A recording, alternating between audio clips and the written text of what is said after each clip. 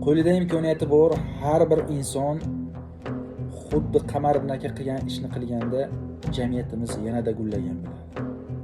Videoni ko'ramiz.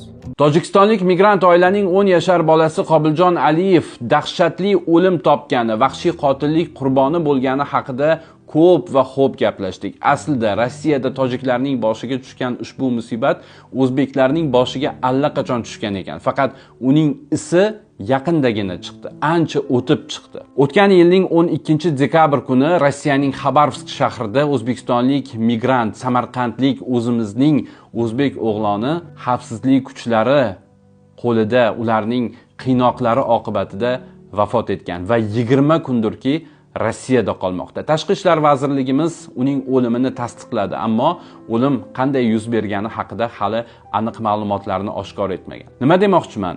Yaqinda mana shunday voqealar avj olgani fonida Qalampiruzda ishlayotgan xodimlarimizdan biri meni yonimga kirib, "Men Rossiyaga ketmoqchiman" degan gapni aytdi va men hayron qoldim. Nega? Qo'lingda diploming bo'la turib, yaxshi ishda ishlay turib, nimaga ketmoqchisan degan savolimga javob uylanish, oila, bola chaqa, ro'zg'or tashvish, oiladagi jamiki muammolar, jamiki tashvishlar uning gardaniga tushgan. Oxirgi Z avloddan oxirgi paytlarda eshitayotganimiz doimiy navbatchi sabablar.